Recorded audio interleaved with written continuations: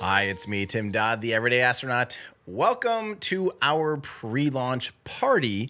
You know, this is a really fun time for us to be able to show you guys kind of what we're working on here and get a few of your questions answered. But most importantly, it is a test for us. It is a in-the-loop test of all of our systems because we have a lot going on here. To do these 4K streams, you know, of course, we have a lot of wireless connections, a lot of routing, a lot of cameras galore, a lot of moving parts. So just to make sure our stream runs really well for the actual launch, we try to test everything ahead of time, completely in the loop, from end to end, from all the different, you know, we have like miles of wireless connections on a lot of these cameras. And then just to make sure all the audio works, because last launch, we always do this. We test everything, make sure that everything's totally ready to go. Yet my microphone outside between the pre-launch party and the launch, the microphone stopped working. So we have backups this time just to make sure we have as many options and as many solutions as we can so that we don't have you guys missing anything on launch day. So this is important, but it's also a fun time to us to gather and hang out and just get excited about witnessing history for the 4th ever full stack flight of the Starship prototypes. Don't forget, that's the one thing I want to stress over and over, is that these are still very much prototype vehicles. These are still very much test canvases. They are not an operational vehicle, and that's actually, in my opinion, that makes them even more fun, because that means we're going to see progress. We might see failures. We might see reversions. We might see surprises. But hopefully what we're going to be seeing for this particular launch tomorrow will be amazing. I really want to see more of that plasma and reentry, and hopefully a controlled reentry, and hopefully even a soft splashdown with the flip maneuver and everything on the Starship vehicle. If we get to see that live, oh my, I'm going to lose my mind. And then also equally exciting, or even in some ways more exciting, because we'll actually be able to track it here, would be booster reentry and booster soft splashdown. That is something that I just absolutely cannot wait to see. Because if it's a clear sky, which fingers crossed lately has not been clear out here at Starbase, Boca Chica area. So really hoping we get clear skies so we can track all the way up to booster separation, stage separation, and then track the entire reentry and hopefully even get to the landing burn and everything. And one of our cameras is high enough up. If we did our math correctly, we're right at the cutoff where we might almost get it all the way doing landing burn pretty close to touchdown. So really hope for clear skies, everyone. All fingers and toes crossed. Please. Yeah, but now that being said, I do have a small confession. I'm not actually here right now.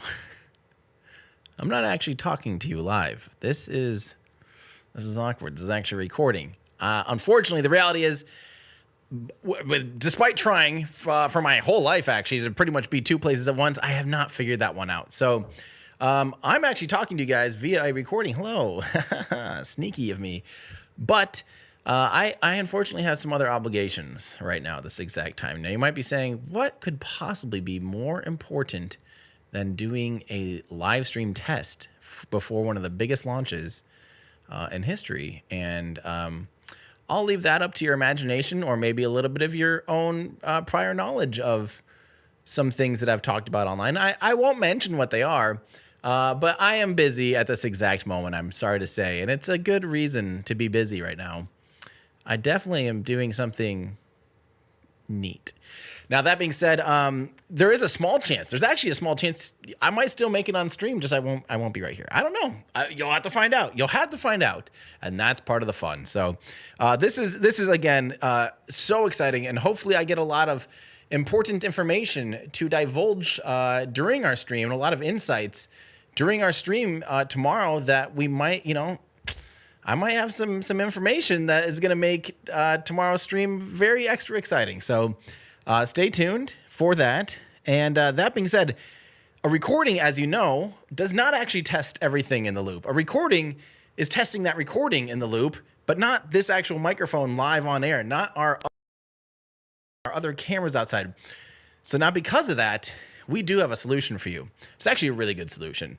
I have a guest here that's going to be giving you guys, I would actually say, genuinely better knowledge on the Starship program at this current state than I am. Someone that's tuned into this on the daily side of things even more than I am.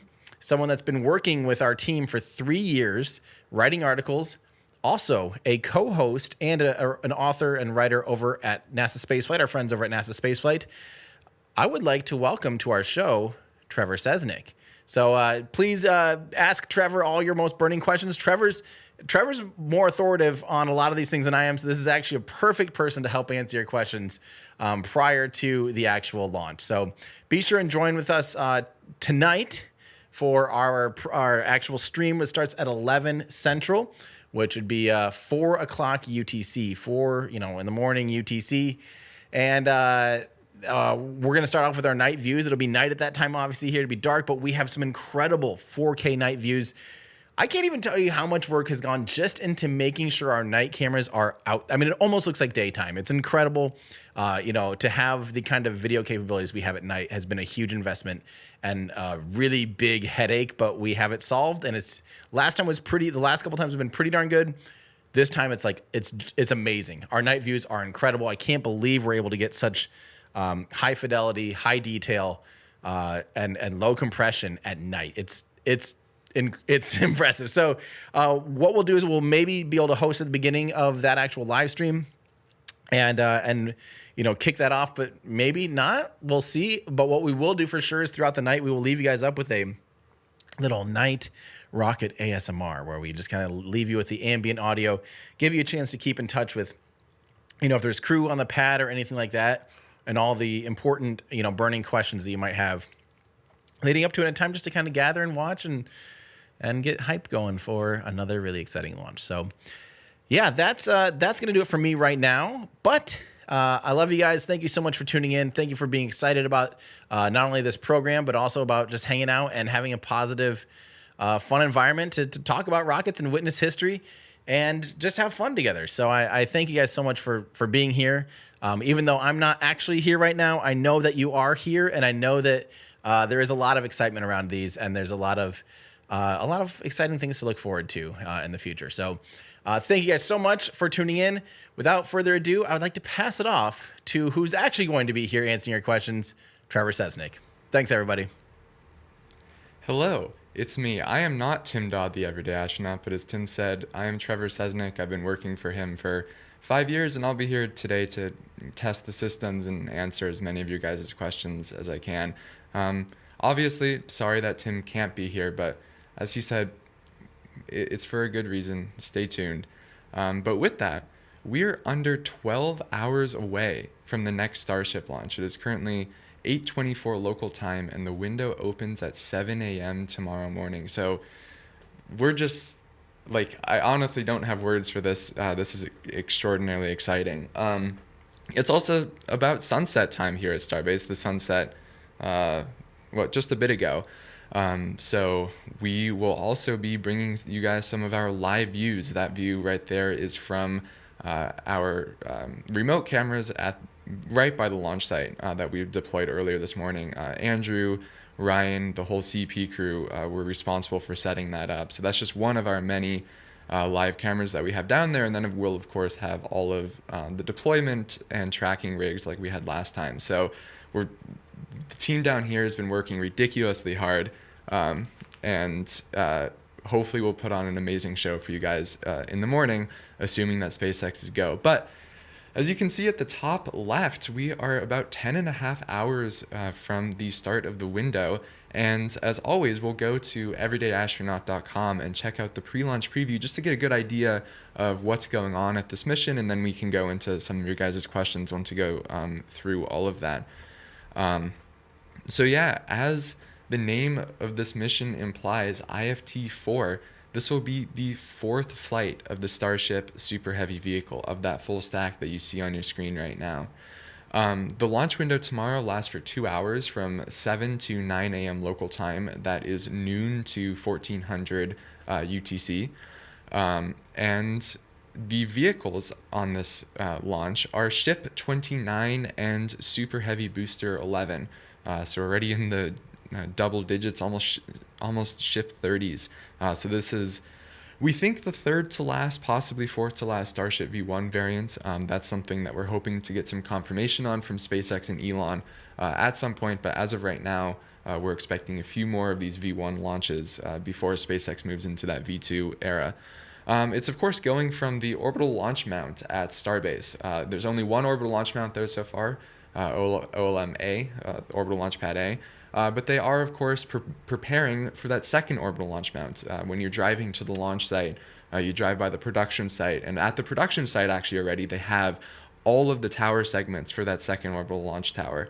And then we've also seen a little bit of the chopstick hardware and other hardware being shipped to Starbase. So this is very exciting time to be a SpaceX fan. So much going on down here.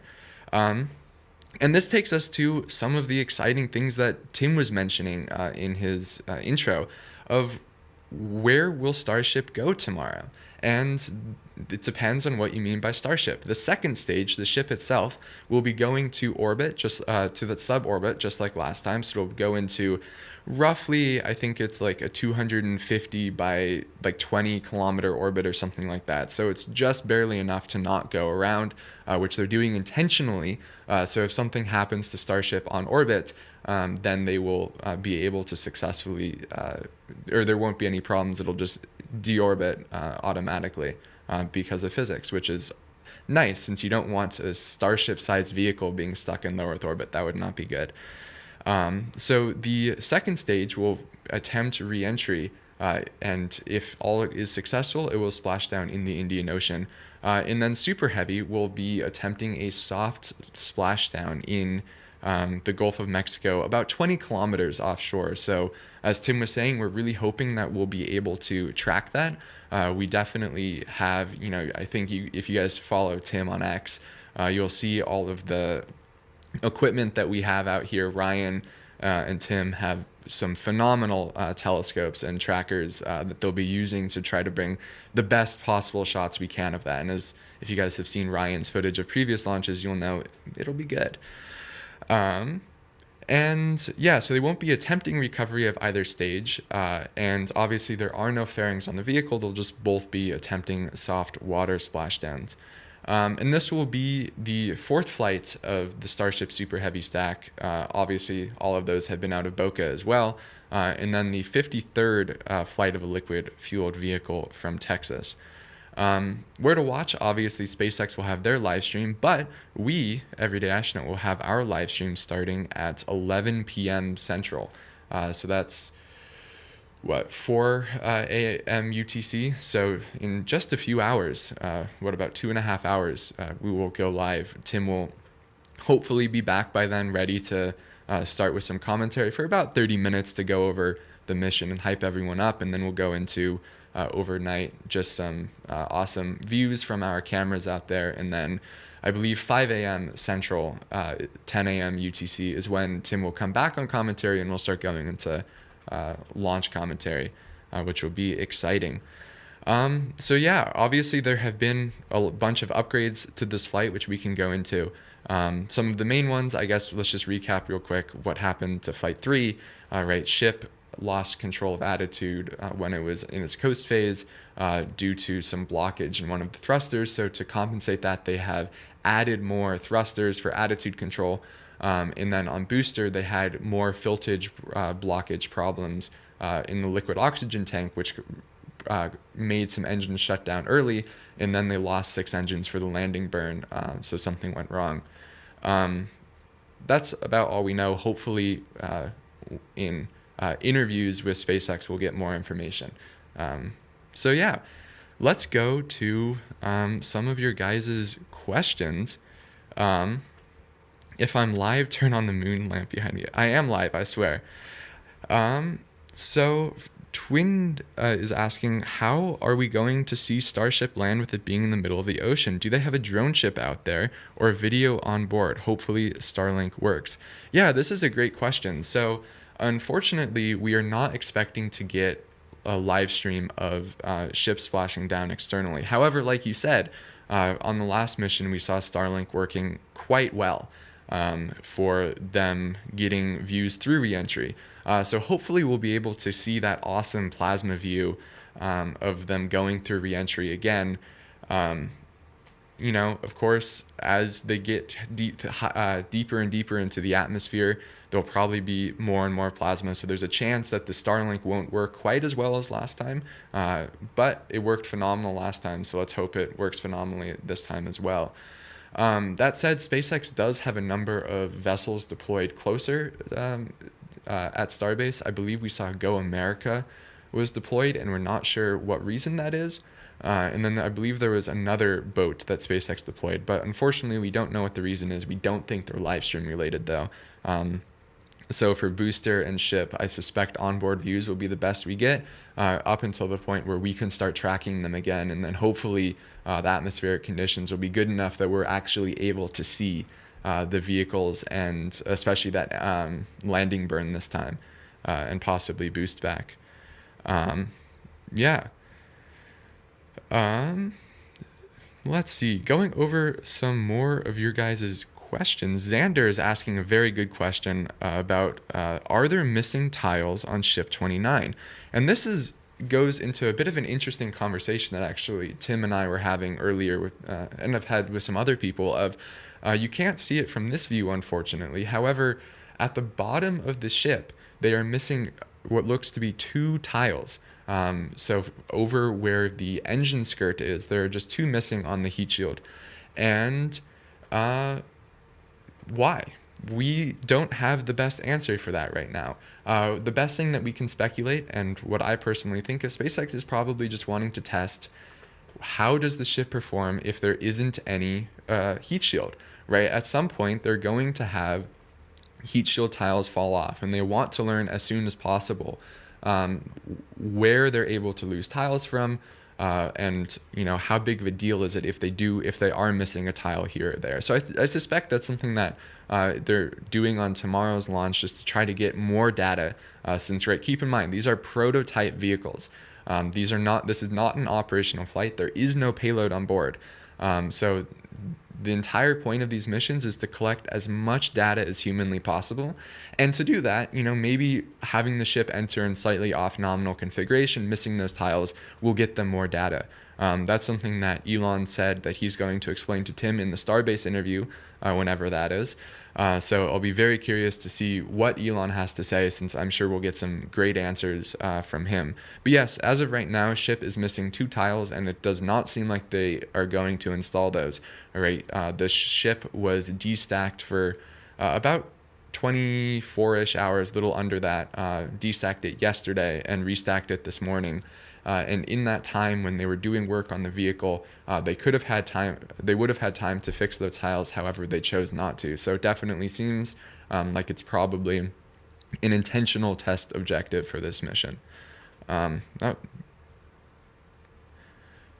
Yeah, so sorry. Speaking of heat shield tiles, we actually are offering some discount right now on our heat shield tile product. So if you head on over to that's not Everyday Astronaut Shop. If you head on over to shop.everydayastronaut.com, you can see we are having quite a few sales right now.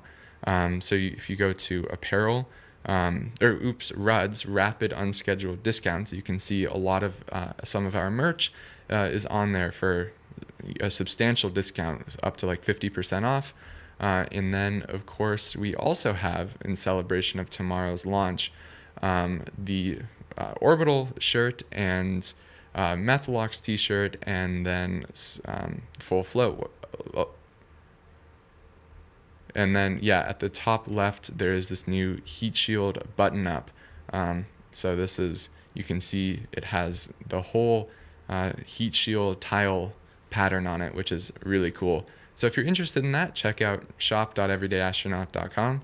And we'll have that as always. And thank you for even just considering it. We really appreciate it. It's so cool walking around out here and seeing people wear Everyday Astronaut merch. It's cool. Anyway, back to some of your guys' questions. Shaby is asking, hey Trevor, I have a question. With Elon Musk saying that IFT-3 would only have a max payload to LEO of 50 tons, how big of a setback do you think this will be for Starship? Yeah, that's an interesting thing. So, right, it was Elon had I think it was an all hands on meeting toward, I guess it was after Flight 3. So I guess early Q2, late Q1, where he was talking about how the vehicle's current configuration, such as on Flight 3 with B10 and Ship 28, is only capable of putting about 50 tons into orbit.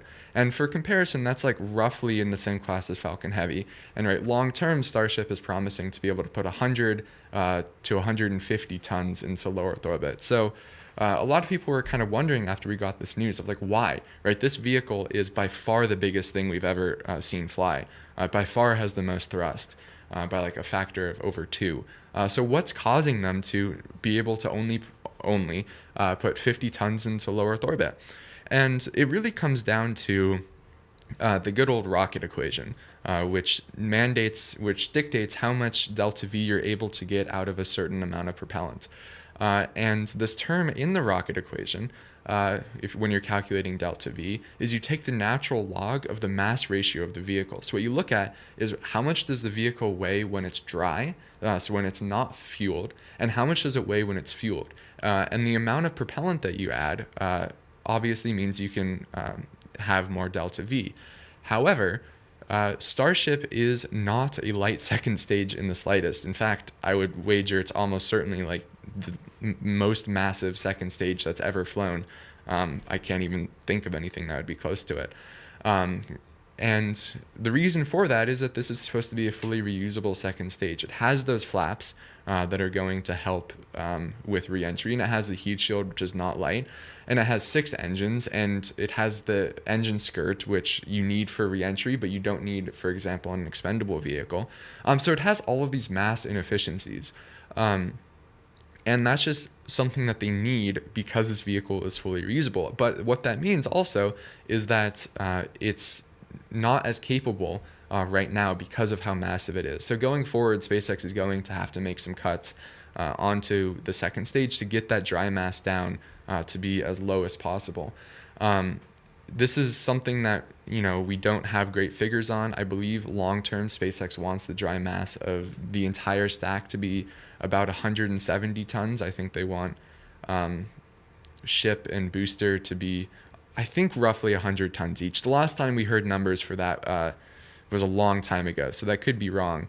And right now, each vehicle is probably about 50 tons more than they want it to be. So that's the main reason, if I was to guess, why we see a little bit of a lower payload to orbit than we would expect. However, 50 tons still puts us one of the most capable rockets ever. Like, think about rockets that are more than that's like Saturn V, Space Shuttle if you count the orbiter, and Falcon Heavy in some configurations. And I think that's really, I mean, I'm sure the Russians had some as well, but the point is the list is quite short. But yeah, it'll be certainly interesting to see what changes SpaceX makes going forward to get that payload up, right? We've seen Elon said that Starship V3, so not the next generation, the vehicle, the generation after the next generation, is going to have longer tanks, and that should help increase delta V of the second stage, and therefore they should be able to get a little bit more, actually a lot more performance out of it. And then also just continuing to make optimizations to it, right? This entire infrastructure that they have right now, the whole point of it is they're trying to get a vehicle into orbit and learn as much as they can of how to get a vehicle that is this size into orbit. And mass optimization is not the era of the program that they're in yet, so it'll come, but that's a very good question. Let's see. Sorry, this is not, the panel is not working. All right, I'll just go to Discord for some questions. Okay, I see a few questions from our Discord about some of the things that's going on with the FAA. And one, right, the big thing that's going into this flight, SpaceX has not completed the mishap investigation report for Flight 3. Yet they're able to launch tomorrow morning. They received that launch license modification for Flight 4 without closing this report. And the reason why SpaceX was able to do this was because the FAA offers two ways of closing out these two ways to continue launching with after a mishap investigation report. The first way, as we saw after Flight 1 and Flight 2, was SpaceX works with the FAA. It's a SpaceX-led investigation where SpaceX and the FAA work together to figure out what is the cause of what went wrong and what fixes can we make to the vehicle to ensure this failure mode doesn't happen again. So after the first flight, right, there were something like 60 some odd items that the FAA and SpaceX agreed to that they implemented onto the next stack to make sure that those events weren't repeated. So some of those were like we saw, right, the way larger fire suppression system go onto the first stage with those massive CO2 tanks.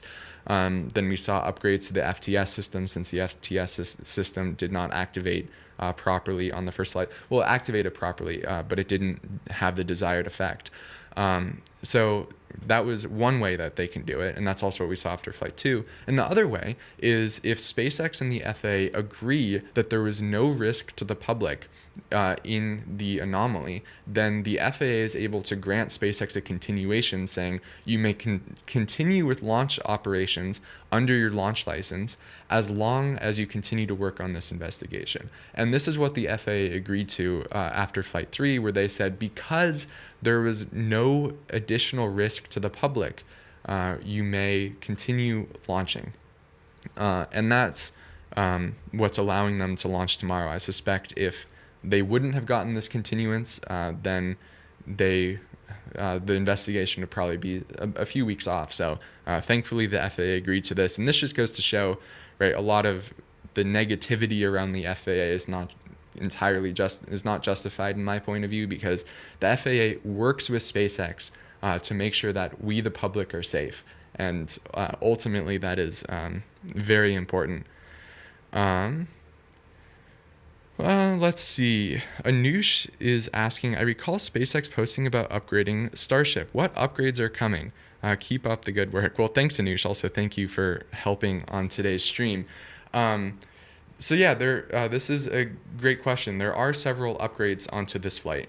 So going over the failure modes from Flight 3, right? The second stage, we'll start there. Like I was mentioning earlier, it lost control of its attitude in orbit. And the reason why SpaceX thinks that happened was because one of the attitude control thrusters got blocked.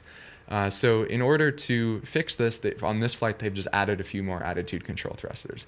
Going forward, they'll probably want to remove those and make sure that they're a bit more reliable. But for a temporary solution, I think this is plenty good.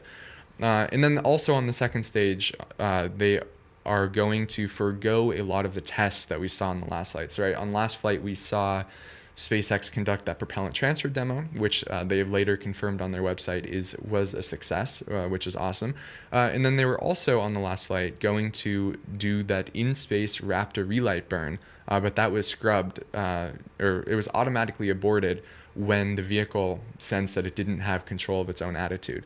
That test is also not being done on tomorrow's mission. They're just going to, once they're in orbit, go through the coast and make sure that they're in that stable attitude for reentry.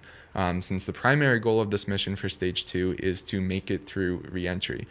I'm sure there are lots of other changes onto the second stage. Unfortunately, we don't really know about them. Hopefully that's something that Tim learns about more during his interview with Elon.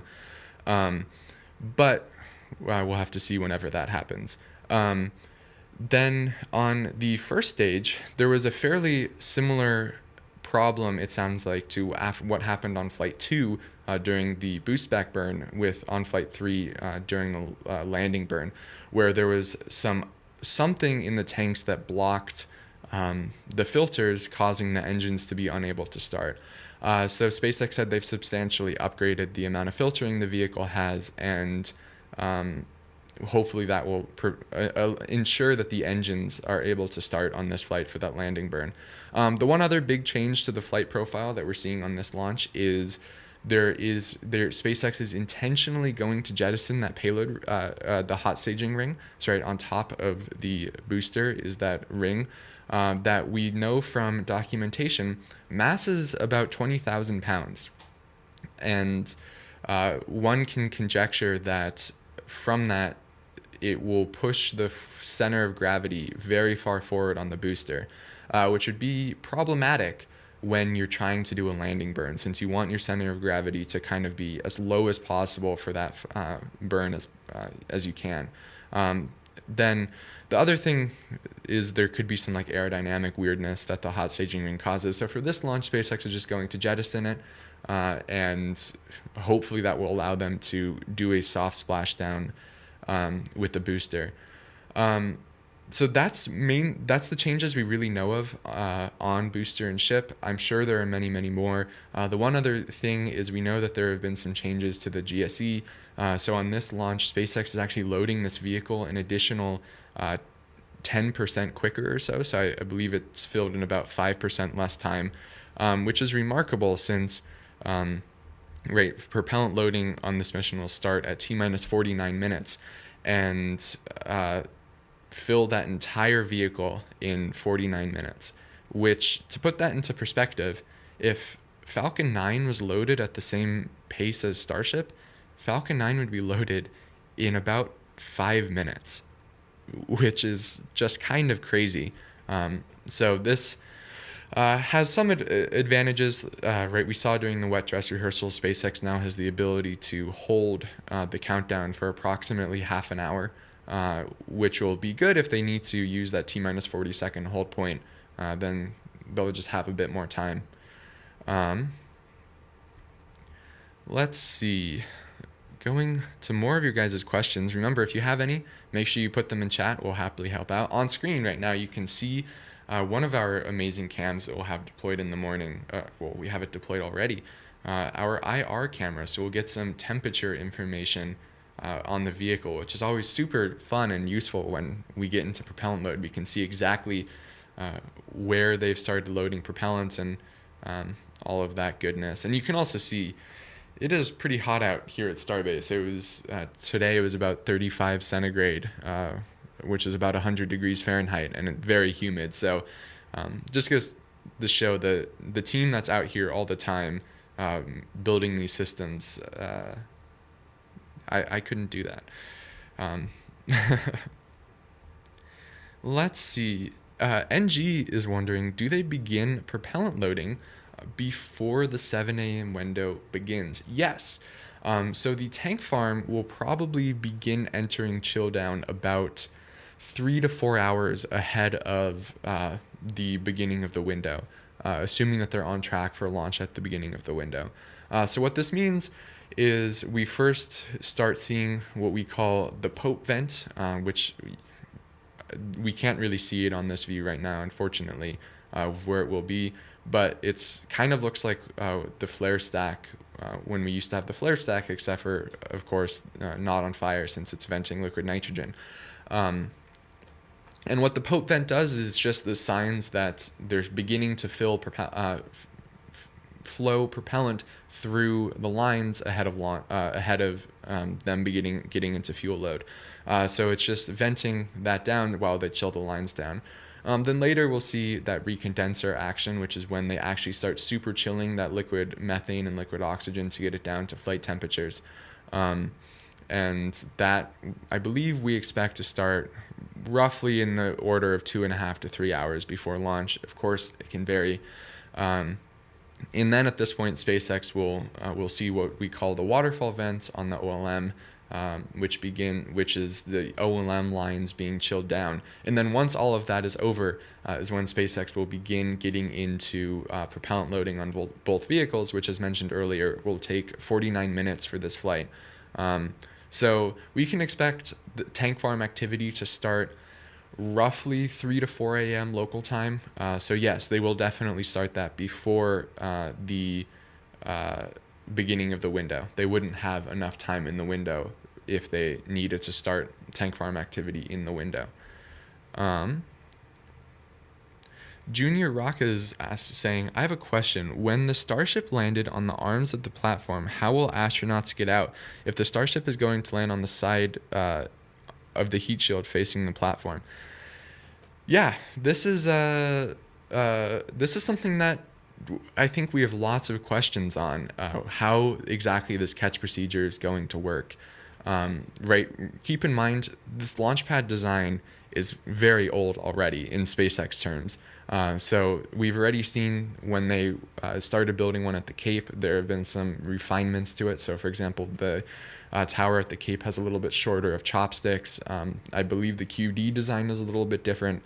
And then it's the OLM ring design was going to be basically identical, and they have since scrapped that and are working on something entirely different. So, yeah, unfortunately, I don't have a super good answer for that. Hopefully, that's something that as SpaceX gets more and more data about this vehicle, and as they start to understand it better and actually start planning for that, we'll get a better idea of, and hopefully Elon will let us know on X as they do that work. But unfortunately, I don't have the best idea for that. Anyway, I wanted to go over some support real quick. Man on Mars with the $10 super chat saying, coming in hot, let's go Starship. Let's go Starship indeed. It's crazy that we're 10 hours away from the 4th flight of Starship. And we'll be live before you know it here in about 2 hours. So we're seeing as it gets darker here, the night views, we can kind of see SpaceX doing some final inspections, but yeah, let's go Starship. Musical Wolves is saying, sorry about Dear Moon. Based on the plasma reentry feed from IFT3, will we likely get a full view all the way down to ship splashdown, including reentry? I would say that is probably likely. Right, keep in mind last time SpaceX was in the incorrect attitude and they were able to get those views through very high heat portions of entry. So I imagine that in the correct attitude, SpaceX will be able to get us live views for the majority of the way down. Also keep in mind that one thing that Starship has going for it is such a massive vehicle. And the reason why that helps is it kind of really pushes the bow shock away from it and lets there be kind of a gap in plasma behind it where it can shoot that Starlink antenna beam through and not have the plasma get in the way. So I'm optimistic for it.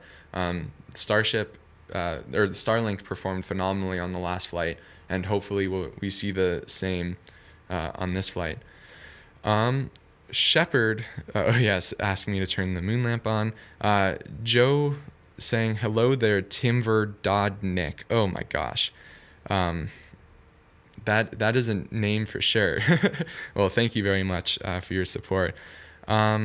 SCR Space asking if I've watched October Sky yet. I did the other day. I will talk about that at some point. Anush with the super chat. Thank you very much, Anush. Patrick saying peer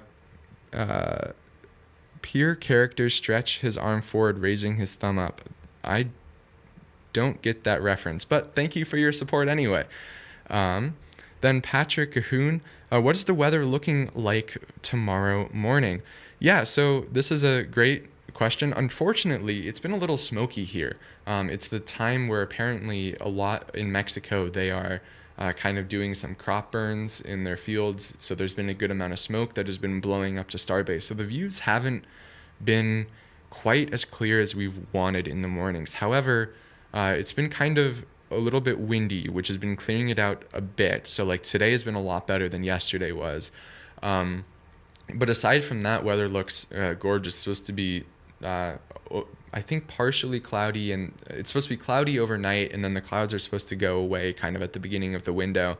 It's supposed to be clear, not too windy for the launch window. So hopefully it'll be a gorgeous launch. Hopefully we don't have a repeat of SN11.